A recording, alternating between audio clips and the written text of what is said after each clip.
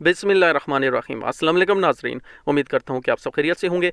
आज 19 अप्रैल 2020 है और आपके साथ एक अपडेट शेयर करूँगा वर्क परमिट के हवाले से। और इंशाल्लाह ये गैर मुल्की जो आज़ाद काम करते हैं, इंशाल्लाह ये उनके लिए बहुत ज़्यादा मुफीद साबित होने वाला है, क्योंकि जब से ये कर्फ्यू शुरू हुआ है, जो हमारे आज़ाद काम करने वाले जो भाई हैं उनका काम बिल्कुल बंद हो चुका है।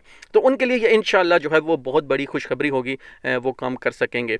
तो खबर यह है कि जो वर्क परमिट था, आपको पता है कि पहले अगर किसी कंपनी को वर्क परमिट चाहिए था तो जिस आदमी ने काम पर जाना था, जिस लेबर ने काम पर जाना था, उसके नाम से परमिट इशू होता था कि हमारा ये बंदा काम पर जाएगा, इतनी देर काम करेगा, कौन सी जगह पर जाएगा, पूरी डिटेल उस परमिट पर होती थी।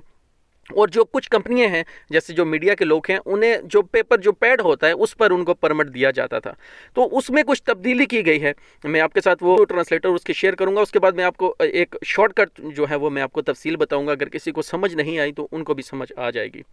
तो तफसीलात ये हैं कि सऊदी अरब में कर्फ्यू के दौरान आमदोरफ्त के लिए इस्तेमाल होने वाले पास मंगल 21 अप्रैल से मनसूख हो जाएंगे, जिसके बाद यकसा सेंट्रलाइज जो पासिस की करामद होंगे।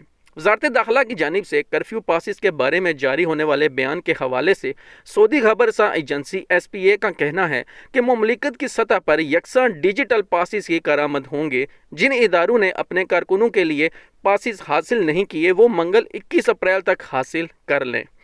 गुज़श्ता हफ्ते यकसम पासिस का तरीक़ाकार सिर्फ रियाज और मक्का मुकरमा में तजर्बाती तौर पर मुतारफ़ कराया गया था, जिसके बाद इसे पूरे मुल्क में नाफिज किया जा रहा है। वजारत दाखिला ने यकसा कर्फ्यू पासिस के लिए 21 मार्च 2020 की डेडलाइन मुकर्रर की है।